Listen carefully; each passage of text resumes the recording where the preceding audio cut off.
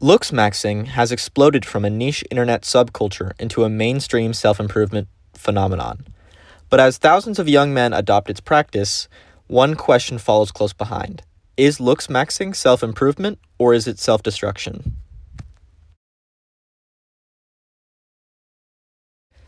Looks maxing did not emerge in a vacuum. The rapidly growing black pill ideology laid the foundation for the movement. Its teachings not only drove the practice of looks maxing, but also gave it its philosophical framework that spread aggressively across social media.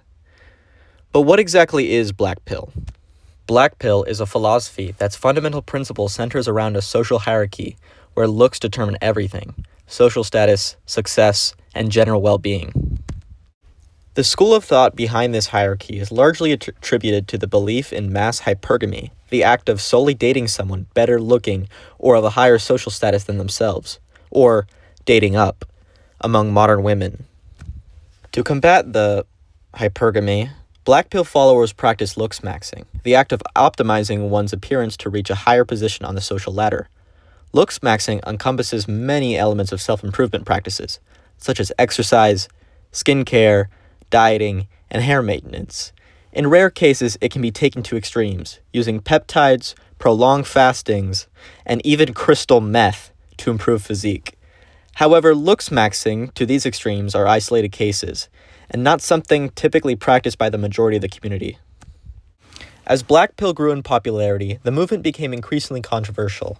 Looks maxing garnered backlash for the misogynistic ideas spread through black pill to its following of young men, and concerns regarding some of the unhealthy looks maxing practices.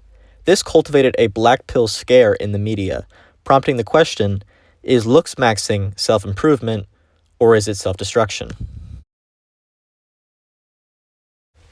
Black pill philosophy originated from internet incel culture, including the belief of a strict social hierarchy based on a man's status with women.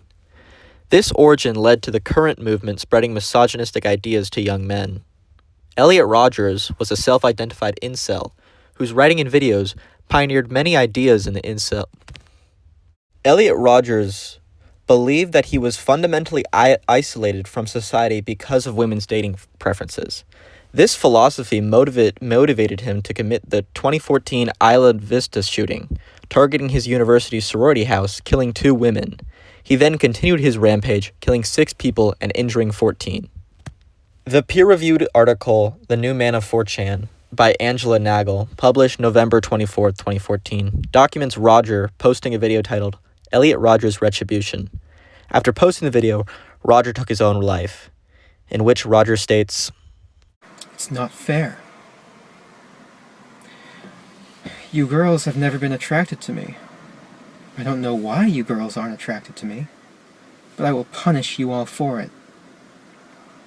It's an injustice, a crime, because I don't know what you don't see in me. I'm the perfect guy. And yet you throw yourselves at all these obnoxious men, instead of me, the supreme gentleman."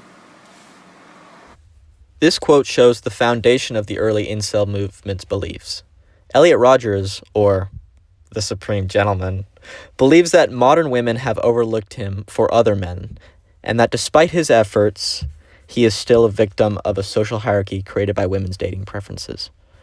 Rogers' response to his position on the hierarchy is to punish women for his own sexual frustration. This idea became very popular on beta male 4chan groups, where his story and writing resonated with other men, creating the incel movement as a response to feeling like they were on the bottom of the social ladder. Elliot Rogers' ideas about hypergamy are present in modern black pill. This is reflected through the idea that looks solely determine a man's success in dating. This idea was perpetuated by the belief in a social hierarchy that emphasizes appearance in relation to women's dating standards, which originates in early incel groups. This shows an ideological link between the two movements. Another link between the two movements is the use of their vernacular to distinguish between members of the social hierarchy. Incel terms used in discourse about Elliot Rogers, like Chad, Beta, and Red Pill, were directly carried into the Black Pill movement, while Black Pill also expanded on the language, making terms like subhuman to create a broader picture of the social hierarchy. Young men on obscure internet forums who were moved by Elliot Rogers migrated their ideology to different and more mainstream parts of the internet. As the ideas of a social hierarchy diffused to YouTube, Instagram, and TikTok, the approach to Black Pill's teachings changed. The practice of looks maxing provided a new alternative to the social hierarchy. Instead of accepting one's looks and thus position on the social ladder, the possibility to improve looks and in turn improve social status became a core thought of the philosophy, and the practice became indistinguishable from the philosophy. Despite this change, the sentiment towards women remained the same. They must be punished for their hypergamy. Clavicular, popular looks maxing streamer, and the figurehead of the modern Black Pill movement, joined Black Pill's two core principles, self-improvement and misogynistic social order, and used his large following to spread his ideals. On December 13th, 2025, Clavicular posted, "My message to young men." Most people won't even have a girl look their direction for years, for months, right? 2/3 of men 18 to 21 haven't had sex in over a year, all right? This is insanity. Right? The top 20% of men on Tinder are getting access to 80% of women. And you're talking about I'm the crazy one for wanting to do double jaw surgery? How about it's crazy how hypergamous women have become and how evil society is, right? And the answer to this is looks. The answer to this is the Black Pill. Clavicular's rhetoric shows that looks maxing's roots are inseparable from the misogyny that produced them. The movement grew directly out of Black Pill philosophy, which itself built on Elliot Rodgers' ideas about hypergamy and looks-based social hierarchy. Clavicular demonstrates this connection. He frames self-improvement not as personal betterment, but as retaliation against society corrupted by female hypergamy. Packaging misogyny as self-improvement motivation. As the movement has since grown into the mainstream, one question remains. Can looks maxing ever truly separate itself from the ideology that created it? As looks maxing has grown into the mainstream, it has attracted a more diverse community, one that increasingly prioritizes self-improvement over the past misogynistic ideology. An example of this is Santa Cruz, a health influencer with nearly as many followers as hardcore Black Pill figures. Despite having no affiliation with the movement, or little affiliation with the movement, his content focuses on micronutrients, exercise, and outdoor activities, and he has openly criticized extreme practices like hype boosters. His popularity among Black Pill audience tells us something important. People within the movement are actively choosing self-improvement over the toxic ideology surrounding it. As this pushback isn't just happening on social media, even with hardcore looks-maxing forums, prominent voices are challenging dangerous practices on looksmaxing.org, a well-respected community with over A well-respected community member with over 30,000 reputation points published a detailed post warning his audience about the health risks of steroids and peptides, using scientific evidence to push back against common myths.